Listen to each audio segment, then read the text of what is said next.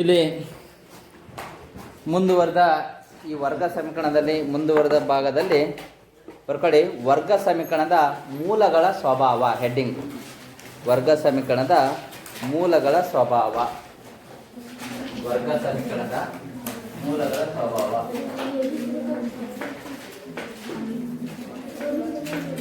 ವರ್ಗ ಸಮೀಕರಣದ ಮೂಲಗಳ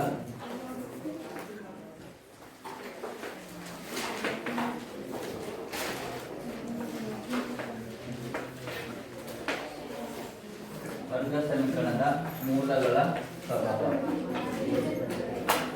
ವರ್ಗ ಸಮೀಕರಣದ ಮೂಲಗಳ ಸ್ವಭಾವ.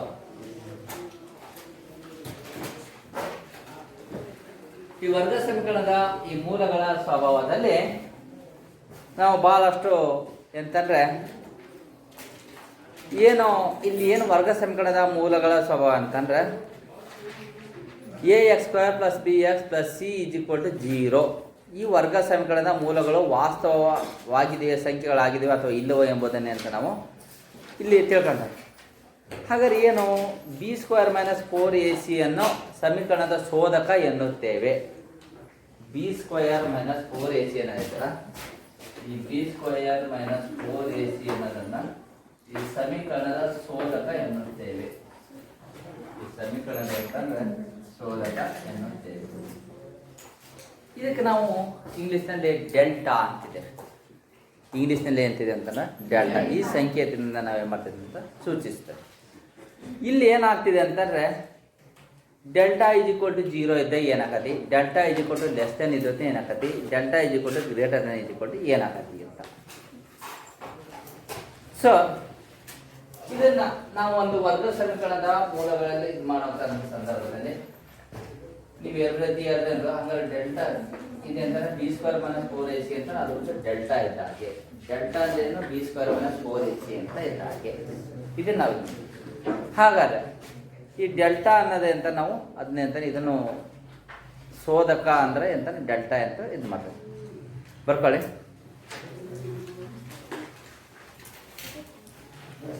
b² - 4ac ಯ ಬೆಲೆಯು ax² + bx + c = 0. ax² + bx + c = 0. ax² + bx + c = 0. ax² + bx + c = 0. ax² + bx + c = 0.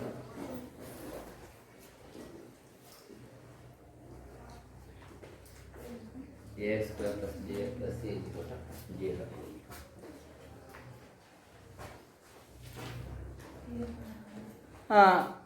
= 0. ವರ್ಗ ಸಮೀಕರಣದ ಮೂಲಗಳು ವಾಸ್ತವ ಸಂಖ್ಯೆಗಳಾಗಿವೆಯೇ ಅಥವಾ ಇಲ್ಲವೇ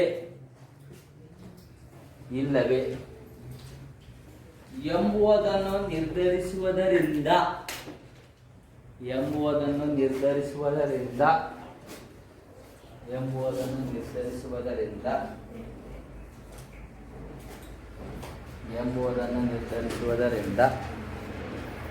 b² -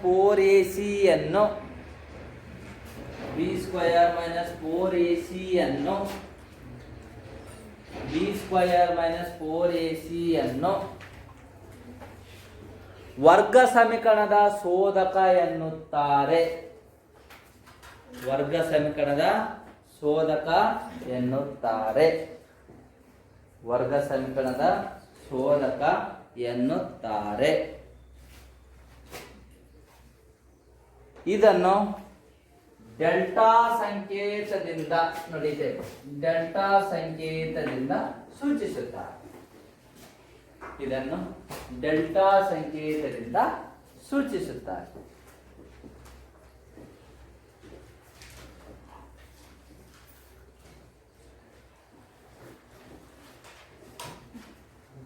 ಇದನ್ನು ಡೆಲ್ಟಾ ಸಂಕೇತದಿಂದ ಸೂಚಿಸುತ್ತಾರೆ.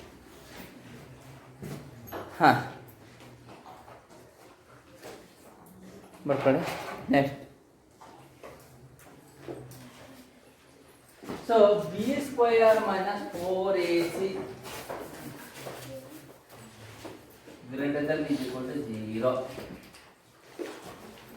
B square minus 4ac less than is equal to 0. b square minus 4ac is equal to 0.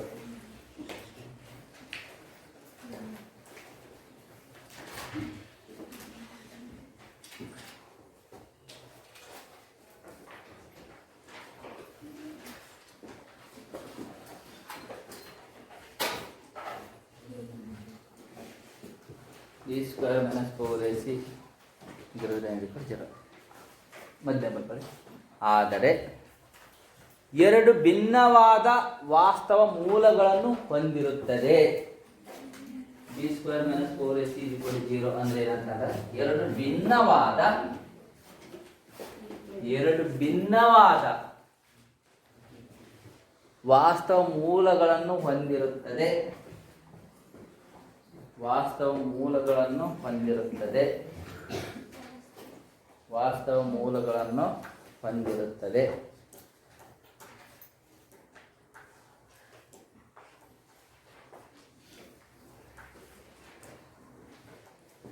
ಸರಿನಾ?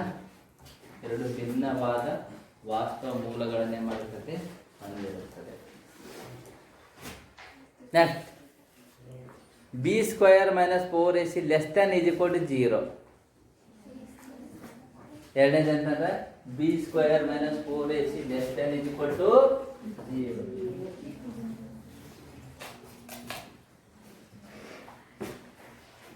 ಯಾವುದೇ ವಾಸ್ತವ ಮೂಲಗಳನ್ನು ಹೊಂದಿರುವುದಿಲ್ಲ.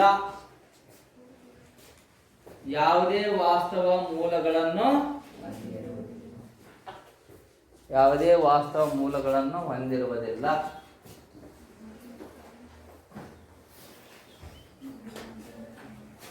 ಯಾವುದೇ ವಾಸ್ತವ ಮೂಲಗಳನ್ನು ಹೊಂದಿರುವುದಿಲ್ಲ.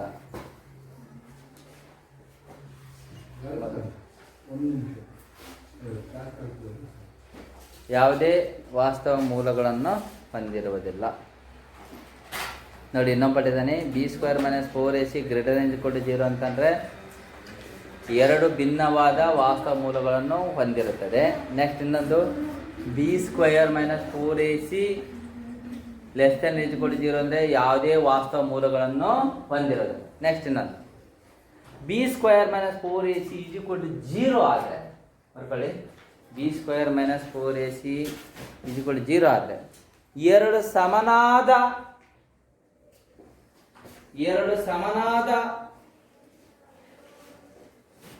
ಮೂಲಗಳನ್ನು ಹೊಂದಿರುತ್ತದೆ. ಎರಡು ಸಮನಾದ ಮೂಲಗಳನ್ನು ಹೊಂದಿರುತ್ತದೆ.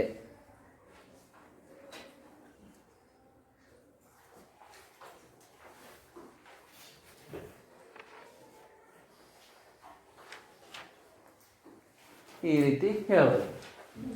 ಹಾಗಾದರೆ ಇನ್ನೊಂದು ರೀತಿ ಏನು ಹೇಳ್ಬೋದು ಅಂತಂದರೆ ಇಲ್ಲಿ ಶೋಧಕ ಮತ್ತು ಅದೇ ರೀತಿ ಇನ್ನೊಂದು ಪಟ್ಟಿದ್ದೇನೆ ಅವುಗಳ ಸ್ವಭಾವ ಈಗ ನೋಡೋದು ಯಾವ ರೀತಿ ಅದ. ಏನಪ್ಪ ಅವಳಿಗೆ ಹಿಂಗೆ ಏನಪ್ಪ ಇಲ್ಲ ರೀ ಅವಳ ಸ್ವಭಾವನೆ ಹಂಗೆ ಯಾಕ ಹುಡುಗ ಹಂಗೆ ಮಾತಾಡ್ತಾನೆ ಇಲ್ರಿ ಅವ್ನ ಸ್ವಭಾವನೆ ಹಂಗೆ. ಅವ್ನು ಡೀಸೆಂಟ್ ಇಲ್ರಿ ಅವ್ನು ವೆಲ್ ಅನ್ಬಿಟ್ಟು ಅವ್ನು ಯಾವಾಗ ನೋಡ್ರಿ ಅವ್ನ ಸ್ವಭಾವನೆ ಹಂಗೆ. ಹೌದಲ್ವಾ? ಹೇಳ್ತಾರ ಹೌದಲ್ರಿ? ಸ್ವಭಾವ ಅಂದ್ರೆ ಅವರಲ್ಲಿರ್ತಕ್ಕಂಥ ನಮ್ಮ ಕ್ಯಾರೆಕ್ಟರ್ಸ್ ಬಗ್ಗೆ ಹೌದಲ್ವಾ? ಅದ್ರ ಬಗ್ಗೆ ಹಂಗ ನಮ್ಮ ಡೆಲ್ಟಾ ಬಗ್ಗೆ ಏನು ಹೇಳೋಣ ಈಗ? Delta less than is equal to 0, delta greater than is equal to 0, delta is equal to 0 ಇದ್ದಾಗ ಅದ್ರ ಸ್ವಭಾವ ಏನಾಗಿರ್ತೈತಿ? ಹೌದಲ್ರಿ? ಸ್ವಭಾವ ಅಂದ್ರೆ ಅದ್ರ ಇರ್ತಕ್ಕಂತಹ ವಾಸ್ತವ ಸ್ಥಿತಿ. ಏನಾದ್ರೆ ಇರ್ತಕ್ಕಂಥ ವಾಸ್ತವ ಸ್ಥಿತಿ ಬರ್ಕೊಳ್ಳಿ. ಶೋಧಕ ಅಂತ ಒಂದು ಕಾಲಮು, ಇನ್ನು ಸ್ವಭಾವ ಅಂತೆ. ಇದು ವಾರ್ಷಿಕ ಪರೀಕ್ಷೆಗೆ 1 ಅಂಕ ಅಥವಾ 2 ಅಂಕ ಬರ್ತದೆ. ಇದು ಬರೀ ಒಂದು ಸ್ಟೇಟ್ಮೆಂಟ್. ಶೋಧಕ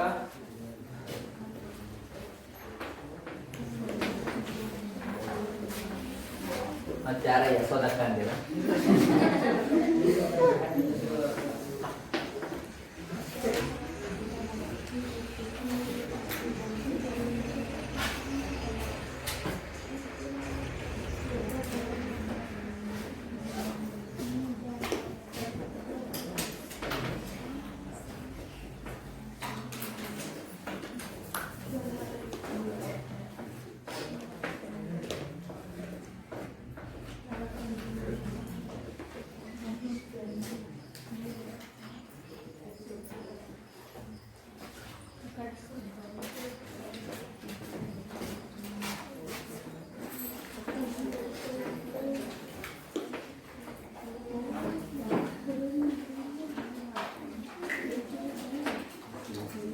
ಹೊರಗಡೆ ಡೆಲ್ಟಾ ಈಸ್ ಈಕ್ವಲ್ ಟು 0 ಬರ್ಕಂದ್ರೆ ಈಟೇ ಬೇಕು ಹೇಳ್ರಿ.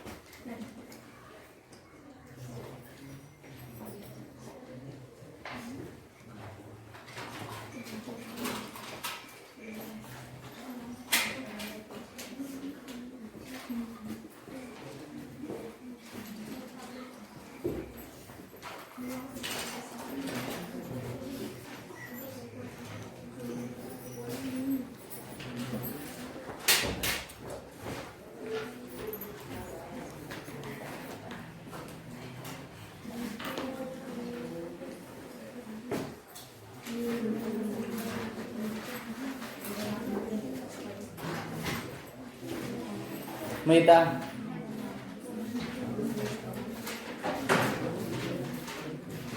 ಬರ್ಕೊಳ್ಳಿ. ಇಲ್ಲ ನೋಡಿ, ಡೆಲ್ಟಾ ಈಸ್ ಈಕ್ವಲ್ ಟು 0 ಇದ್ದಾಗ ಅವುಗಳ ಬೆಲೆ ಏನಾಗಿರ್ತೈತಿ ಅಂತ ಹೇಳಿದ್ರೆ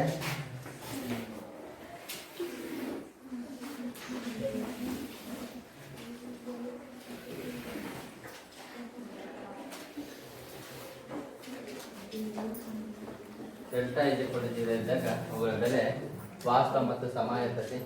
delta greater than 0 is equal ಇದ್ದಾಗ ವಾಸ್ತವ ಮತ್ತು ವಿಭಿನ್ನವಾಗಿರ್ತೈತಿ. Delta less than 0 is equal ಊಹಾ ಸಂಖ್ಯೆಗಳು ಆಗಿರ್ತವೆ. ಸರಿನಾ?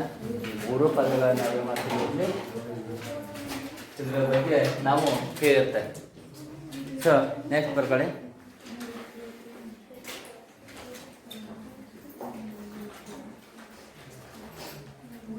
ಒಂದು ಲೆಕ್ಕ ಬರ್ಕೊಳ್ಳೋಣ ಇದ್ರ ಮೇಲ್ಗಡೆ ನೀವು ಅರ್ಥ ಮಾಡ್ಕೋಬೇಕು. ಡೆಲ್ಟಾ ಇದು 0 ವಾಸ್ತವ ಮತ್ತು ಸಮಸಂಖ್ಯೆ. ಡೆಲ್ಟಾ ವಾಸ್ತವ ಮತ್ತು ವಿಭಿನ್ನ ಆಗಿರ್ತದೆ, ಆ ಚಿಹ್ನೆಗಳೇ ಬೇರೆ ಬೇರೆ ಆಗಿರ್ತವೆ. ಸೊ ಡೆಲ್ಟಾ ಲೆಸ್ ದೆನ್ ಅವು ಹೂವು ಏಳಿಸಲಿಕ್ಕೆ ಸಮ ಹೂವು ಇಮ್ಯಾಜಿನರಿ ನಂಬರ್ಸ್ ಅಂತ ಹೇಳ್ಕೊಂಡು ಅಯ್ಯೋ ಅವನ ಗುರುಗಳೇ ಗೊತ್ತಾ ಅನ್ಬಿಡ ಕಣ ಅದಲ್ಲ ಇಮ್ಯಾಜಿನ್ ಹೇಳಕ್ಕಾಗಲ್ಲ. ಹೌದಲ್ಲ? ಊಹಾಪೋಹಗಳು. ಅಯ್ಯೋ ಅಲ್ಲಿ ನಿನ್ನೆ ನಾಯಿ ಬೊಗಳ್ತಿತ್ತು, ಯಾಕೆ ಕಳ್ಳರು ಬಂದಿರ್ಬೋದು. ಹೌದಲ್ವಾ? ಊಹಾಪೋಹಗಳು. ಅಯ್ಯೋ ಅವ್ರ ಮನೆ ಹತ್ರ ಏನೋ ಹಾವೋತಂತ ನಿನ್ನೆಗ. ಯಾರ ಮನೆ ಹತ್ರ?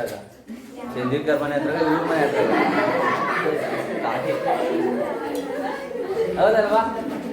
ನಮ್ಮೆಲ್ಲ ಹಳ್ಳಿಯಲ್ಲೆಲ್ಲ ಮಾತಾಡ್ತಾರಲ್ಲ, ಅಯ್ಯೋ ಅಲ್ಲಿ ಹುಡುಗರು ಹಿಡ್ಕೊಂಡವ್ರು ಬಂದಾರಂತ. ಯಾವ ಹುಡುಗರು? ಸರಿ, ಓಕೆ ಬರ್ಕೊಳ್ಳಿ. ಕೆಳಗಿನ ವರ್ಗ ಸಮೀಕರಣಗಳ ಅಭ್ಯಾಸ 10.4ರಲ್ಲಿ ಕೆಳಗಿನ ವರ್ಗ ಸಮೀಕರಣಗಳ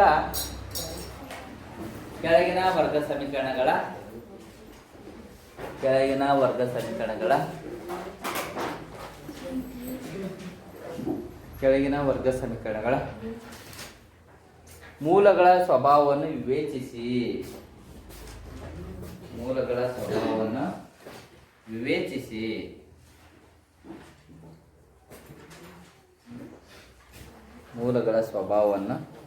ವಿವೇಚಿಸಿ. ಅವು ವಾಸ್ತವ ಮೂಲಗಳಾಗಿದ್ದರೆ ಅವುಗಳನ್ನು ಕಂಡುಹಿಡಿಯಿರಿ. ಅವುಗಳನ್ನೇ ಮಾಡಿ ಕಂಡುಹಿಡಿಯಿರಿ.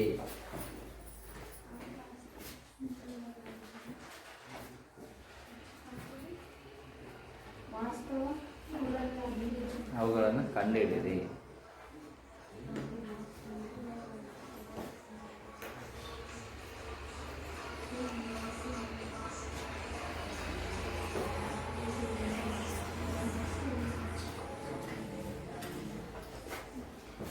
ಆಯಿತಾ? ವಾಸ್ತವ ಮೂಲಗಳಿದ್ರೆ ಅವುಗಳನ್ನು ಕಂಡುಹಿಡಿ.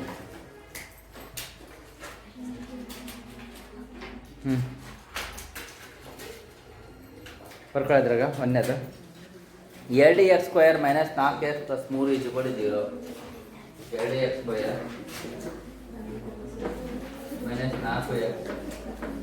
+ 3 = 0.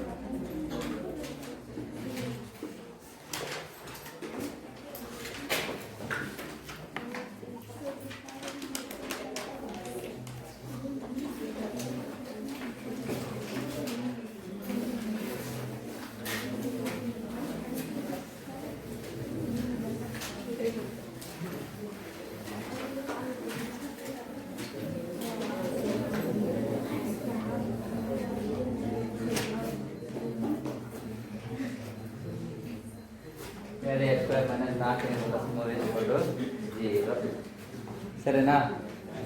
ಸೊ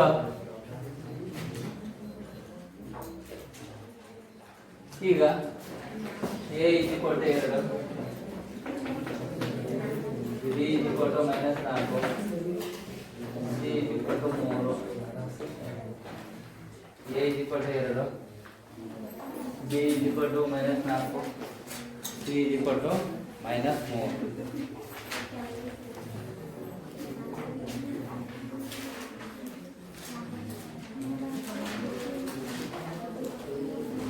ಮುಗಿತಾ?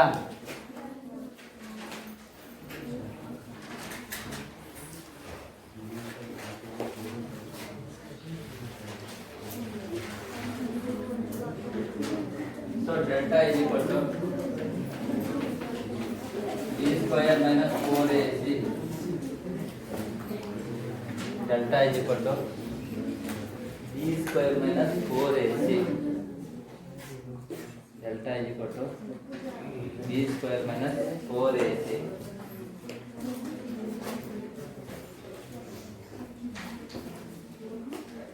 Delta = b² - 4ac.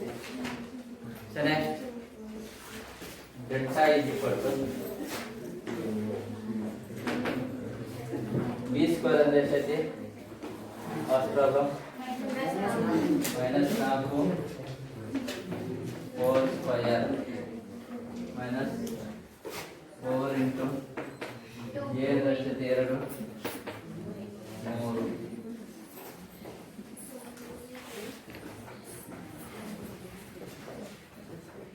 The next, delta =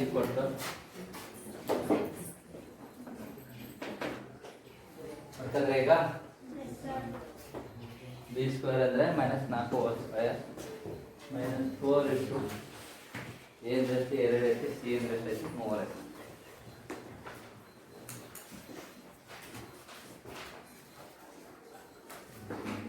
so 16 4 -4 8 8 ಎಷ್ಟು? 8 24. 8 ಇಲ್ಲಿ 24.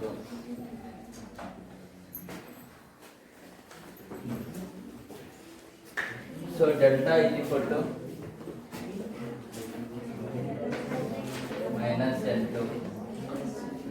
ಡೆಲ್ಟಾ ಏನು? ಡೆಲ್ಟಾ = -8 ಅಂತಂದ್ರೆ ಹಂಗಾರೆ ಏನಿದು? <0. ಡೆಲ್ಟಾ ಬೆಲೆ ಏನಂದ್ರೆ <0. ಹಂಗಾರೆ <0 ಅಂದ್ರೆ ಏನಿದು? ಊಹಾ ಏನಿದೆ? ಊಹಾ ಸಂಖ್ಯೆಗಳು. ಡೆಲ್ಟಾ = 0 ನಂತರ ಊಹಾ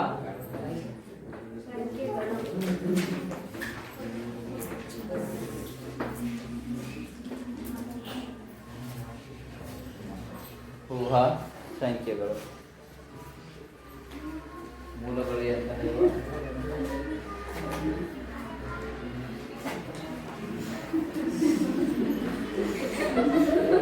ಗೀತಾ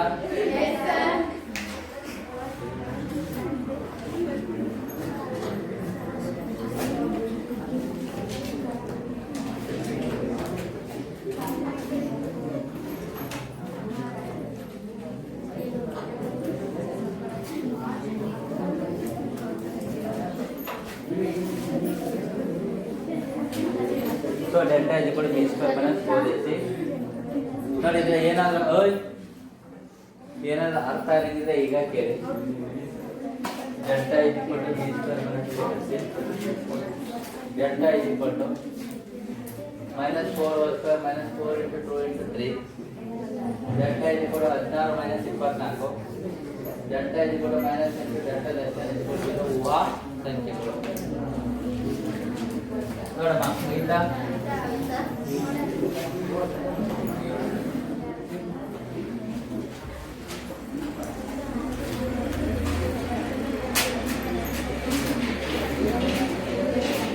ಸರಿನಾ? ನೀವೊಂದು ಲೆಕ್ಕ ಮಾಡಿ ಬರ್ಕೊಳ್ಳಿ. ಅದೇ ರೀತಿ ಒಂದು ಲೆಕ್ಕ ಕೊಡ್ತಾನೆ ಮಾಡಿ. 2x square minus 3x plus 5 2x square minus 3x plus 5 2x square minus 3x plus 5 ಮಾಡಿ ಬೇಗ ಫಾಸ್ಟ್ ಆಗಿ.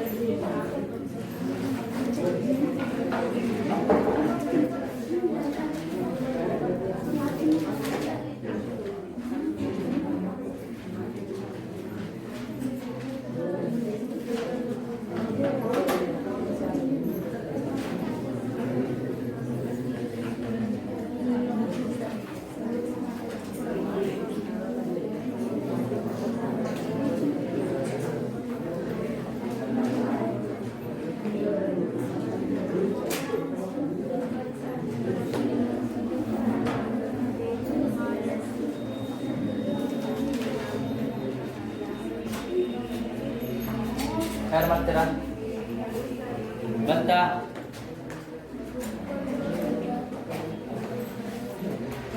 So very good. ಎಷ್ಟು ಮೈನಸ್? Very good. ಲಾಸ್ಟ್ ನೋಡಪ್ಪ ಇಲ್ಲಿ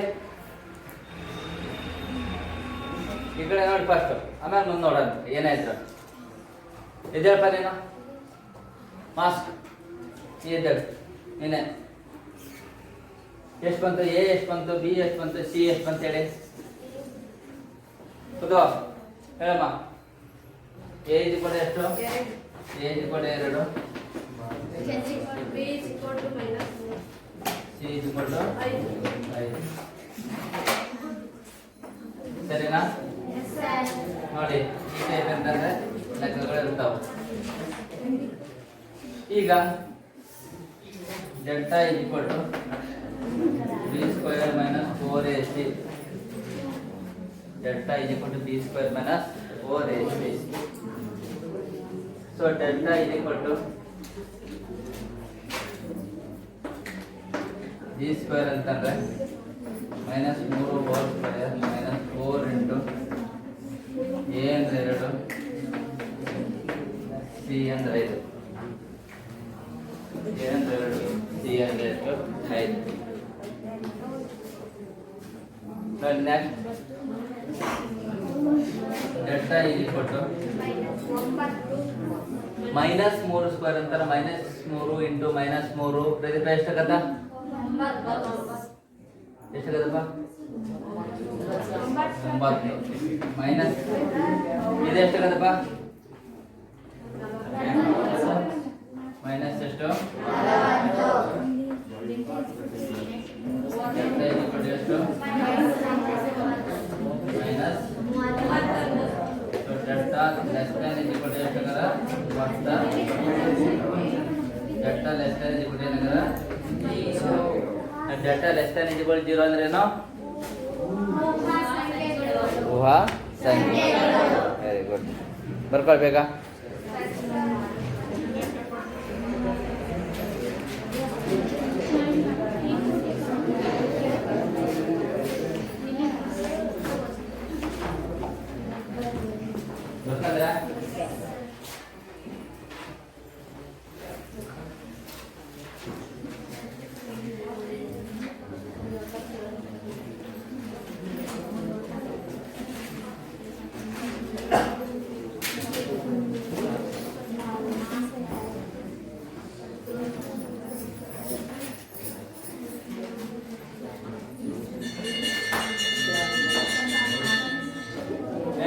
ಆದ್ಮೇಲೆ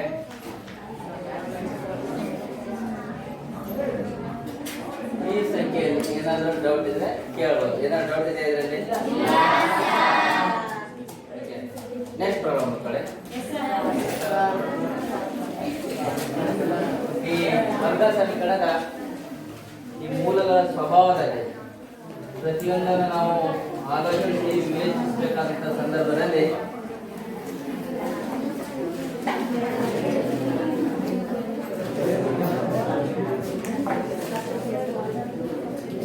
ಯಾರು ಮಾತಾಡೋರು? ಹಾ, ಮುಗಿತಾ last one? 2x² - 6x + 3 2x² - 6x + 3 2x² - 6x + 3 ಇದನ್ನ ವಿವೇಚಿಸಿ. 2x² - 6x + 3 2x² - 6x + 3 ಮಾಡಿ.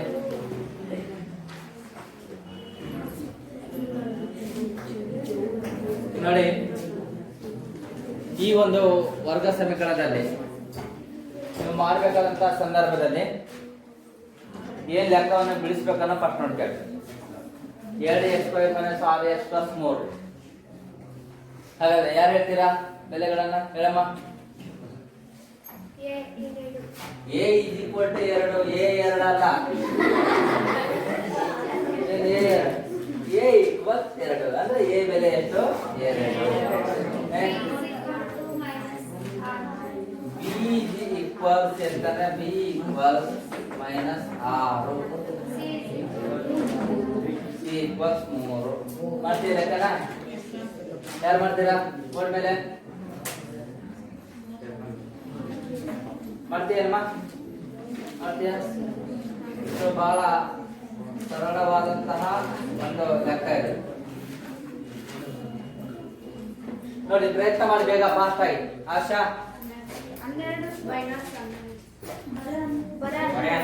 ಬರೀ 12 ಕರೆಕ್ಟ್ ಸರಿಯಾದ ಉತ್ತರ. ಹಂಗಾರೆ ಡೆಲ್ಟಾ ಈಸ್ ಈಕ್ವಲ್ ಟು ಎಂತಂದ್ರೆ ಇಲ್ಲಿ ಏನಾಗ್ತಿದೆ ಅಂತಂದ್ರೆ delta greater than is equal to 0 ಅಂದ್ರೆ 0ಕ್ಕಂತೂ ಡೆಲ್ಟಾ ಬೆಲೆ ಏನಿದೆ? ಹೆಚ್ಚಾಗಿದೆ ಅಲ್ವಾ? 0ಕ್ಕಂತೂ ಡೆಲ್ಟಾ ಬೆಲೆ ಹೆಚ್ಚಾಗಿರತಕ್ಕಂಥ ಎಂಥ ಮೂಲಗಳು ಏನಾಗಿರ್ತವೆ? ವಾಸ್ತವ ಮತ್ತು ಭಿನ್ನ ಆಗಿರ್ತವೆ. ಸರಿನಾ? ಸರಿ, ಬರ್ಕೊಳ್ಳಿ. a = 2, b = ಅಂತಂದ್ರೆ -6, c = 3. ಹಾ, ಇಲ್ಲ ನೋಡಿ, ಹಂಗಾರೆ ಮುಂದೆ ಬರ್ತದೆ ಬಲ್ಲ. Delta is equal to b² - 4ac. Delta is equal to b² - 4ac. ಈ delta is equal to b² - 4ac ಆದ್ರೆ so delta is equal to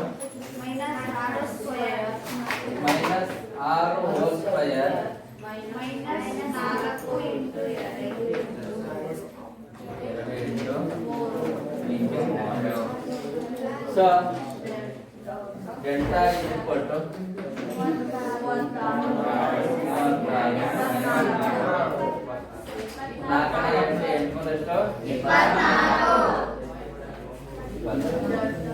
So delta is equal to ಯಾವ 12 +12. ಹಾಗಾದ್ರೆ ಡೆಲ್ಟಾ ಬೆಲೆ ಏನಾಗಿದೆ? 0ಕ್ಕಂತೂ ಹೆಚ್ಚಿಗೆ ಆಗಿದೆ. 0ಕ್ಕಂತೂ ಹೆಚ್ಚಿಗೆ ಆಗಿದೆ. So delta is equal to 12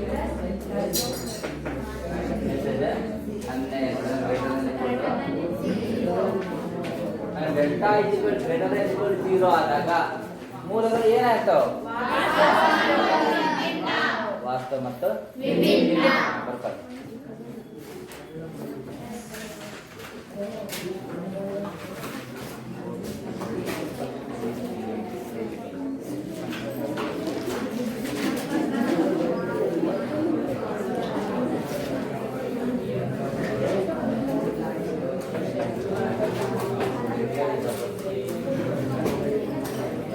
fast ಆಗಿ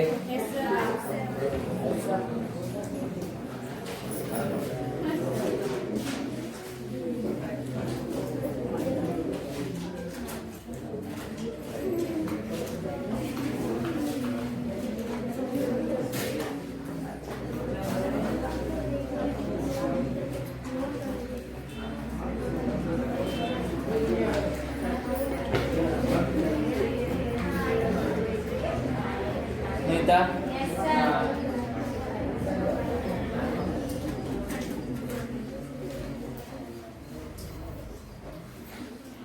Next ಮಾಡಿ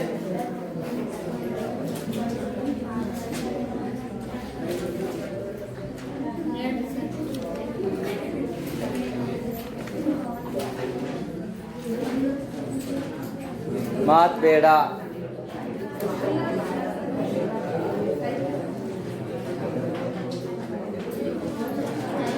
so 3x square 3x -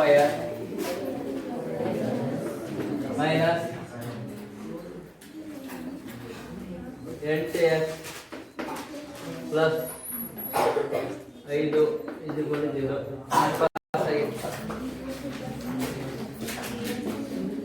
3x square - 8x plus 5 0.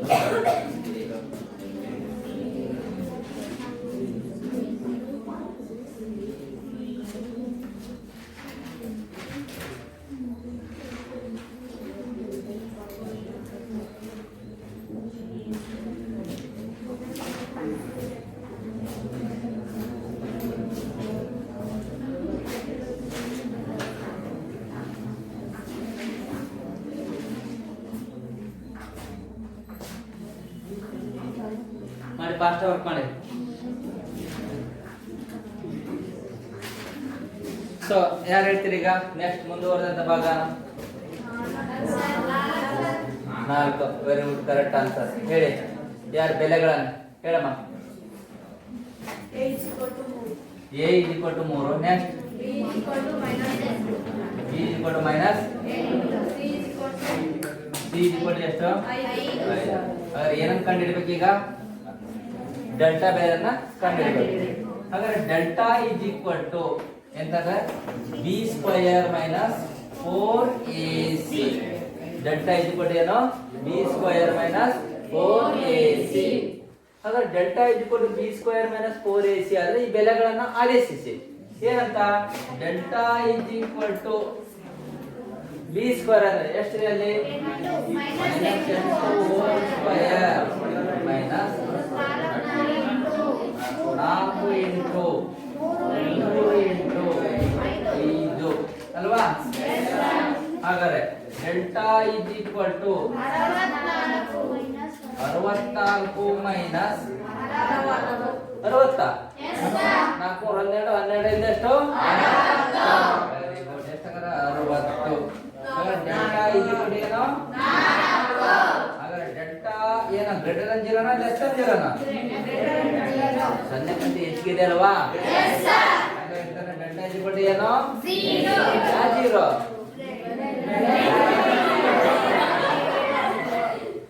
ಯಾ 0 ಅನ್ನೋದು ಮುಖ್ಯ ಅಲ್ವಾ? ಹಂಗ 0 ಅಂತ less than 0 no greater 0 no? ಹಾಗಾದ್ರೆ ಡೆಲ್ಟಾ ಗ್ರೇಟರ್ ದನ್ 0 ಆದಾಗ ಮೂಲಗಳೇನು? ವಾಸ್ತವ ಮತ್ತು ವೆರಿ ಗುಡ್. ಬರ್ಕೊಳ್ಳಿ ವಾಸ್ತವ ಮತ್ತು ವಿಭಿನ್ನ. ಫಾಸ್ಟ್ ಬರ್ಕೊಳ್ಳಿ ಮಾಡಿ ಬೇಗ.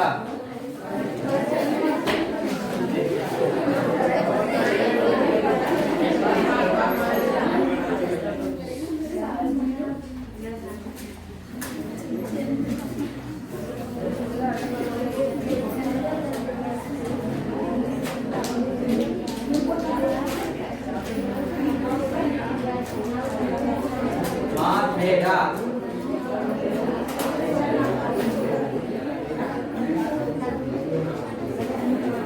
ಹಾಂ ಒಂದು ಲೆಕ್ಕ ಬರ್ಕೊಳ್ಳಿ. ತುಂಬ ಇಲ್ಲಿ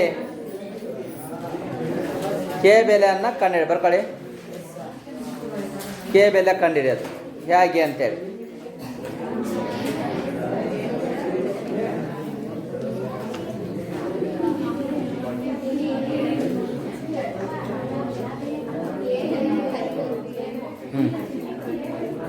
ಕೆಳಗಿನ ಪ್ರತಿಯೊಂದು ವರ್ಗ ಸಮೀಕರಣವು ಬರ್ಗಳಮ್ಮ ಕೆಳಗಿನ ಪ್ರತಿಯೊಂದು ವರ್ಗ ಸಮೀಕರಣವು ಸಮನಾದ ಎರಡು ಮೂಲಗಳನ್ನು ಹೊಂದಿದ್ದರೆ ಸಮನಾದ ಎರಡು ಮೂಲಗಳನ್ನು ಹೊಂದಿದ್ದರೆ ಕೆಳಗಿನ ಪ್ರತಿಯೊಂದು ವರ್ಗ ಸಮೀಕರಣವು ಸಮನಾದ ಎರಡು ಮೂಲಗಳನ್ನು ಹೊಂದಿದ್ದರೆ ಕೆಯ ಬೆಲೆಯನ್ನು ಕಂಡುಹಿಡಿಯಿರಿ. ಕೆಯ ಬೆಲೆಯನ್ನು ಕಂಡುಹಿಡಿಯಿರಿ. ಕೆಯ ಬೆಲೆಯನ್ನು ಕಂಡುಹಿಡಿಯಿರಿ.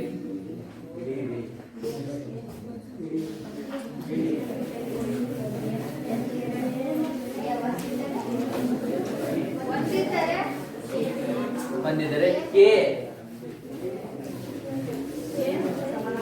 ಬೆಲೆಯನ್ನು capital English alphabet K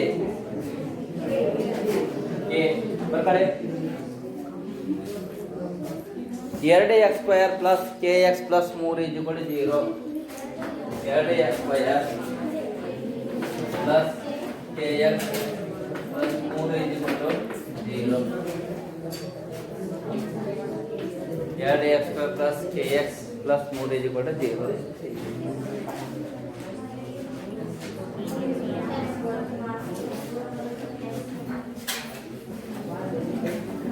A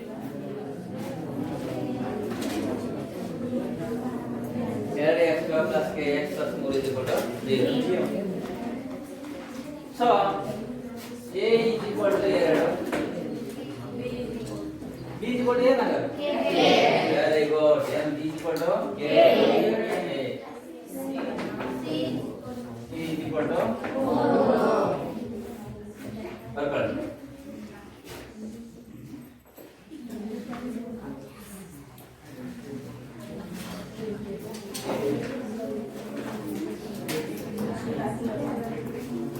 ಆಯ್ತಾ? ಸೊ ಎಷ್ಟು ಮಗ delta is equal to b square minus 4ac. Delta is equal to b square minus 4ac. ಈಗ ಬೆಲೆನ ಆದೇಶಿಸಿ ಯಾರು ಮಾಡಿದ್ರೆ ಲೆಕ್ಕನ so delta is equal to b square minus 4ac ಇದಲ್ಲ. ಈಗ ಬರ್ಕೊಳ್ಳಿ b square minus 4ac is equal to 0 ಅಂತ ಬರಬಾರ್ದಂಗ. Delta is equal to b square minus 4ac. b square minus 4ac is equal to 0. ಮುಂದೆ ನೋಡೋಣ ಏನಾಗ್ತದೆ. b square b ಅಂದ್ರೆ ಏನು a square minus 4 into a ರಷ್ಟು 2 ಐತಿ c ರಷ್ಟು 3 ಐತಿ.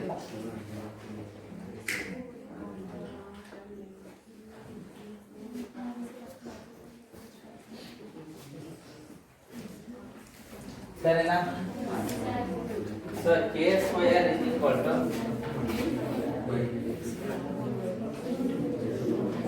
so k square minus 4 8 8 ಮುಂದಷ್ಟು 24 0. ಸರಿನಾ? ಮಾಡ್ಬೋದಲ್ಲ ಈಗ k square is equal to minus 24 ಆ ಕಡೆ ಹೋದಾಗ ಏನಾಗತ್ತೆ ಪ್ಲಸ್ 24 ಅಲ್ವಾ? So k is equal to plus or minus square root of 24. 24 ಅನ್ನೋದು ಇದೊಂದು ಸಂಪೂರ್ಣವಾದಂತ ವರ್ಗ ಸಂಖ್ಯೆ ಅಲ್ಲ. ಸಂಪೂರ್ಣವಾದಂತ ವರ್ಗ ಸಂಖ್ಯೆ ಅಲ್ಲ. ಯಾಕಂದ್ರೆ 25 ಹೌದಲ್ಲ ಸಂಪೂರ್ಣವಾದಂತ ವರ್ಗ ಸಂಖ್ಯೆ. ಹಾಗಾಗಿ 24 ಅನ್ನೋದು ಸಂಪೂರ್ಣವಾದಂತ ವರ್ಗ ಸಂಖ್ಯೆ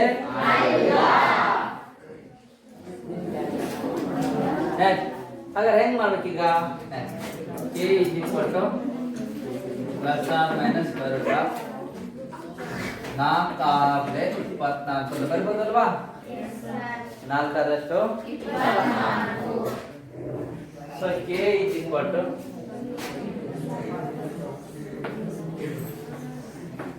plus or minus square root of 4 into square of 6 ಸರಿನಾ. k plus or minus square root of 4 means 2 square root of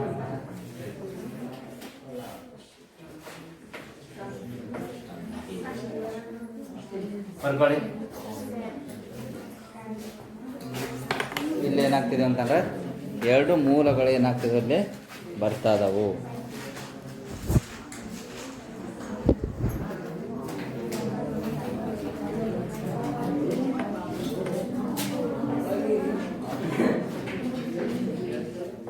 ಮಾತು ಬೇಡ, ನಿಮಗೆ ಏನಾದರೂ ಅರ್ಥ ಆಗಂಗಿದ್ರೆ ಫಸ್ಟ್ ಕೇಳಿ, ಆಮೇಲೆ ಮುಂದುವರೆದಂತ ಭಾಗ ಮಾಡೋಣ.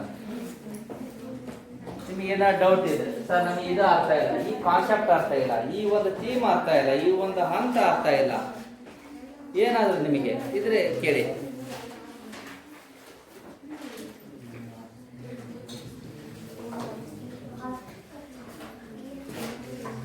ನೋಡಿ ನಮ್ಮ ಪಡ್ಡೆ ತಾನೆ 2x² + kx + 3 = 0.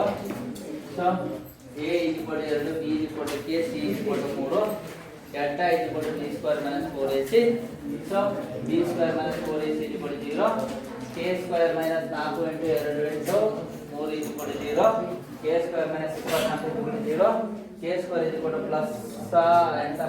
24, k + ± √24, k + ± √4 × 6, k + ± √4 × 6. So k + ± 2 ×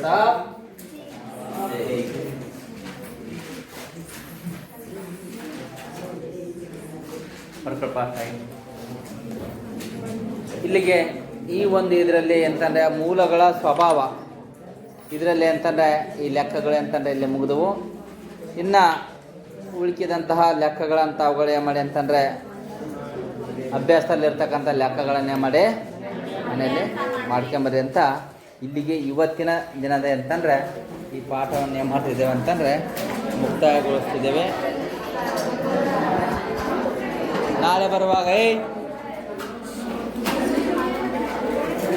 ಬರುವಾಗ ಅಭ್ಯಾಸದಲ್ಲಿರ್ತಕ್ಕಂಥ ಒಂದು ಲೆಕ್ಕ ಇದೆ, ಯಾವುದು ಅಂತಂದರೆ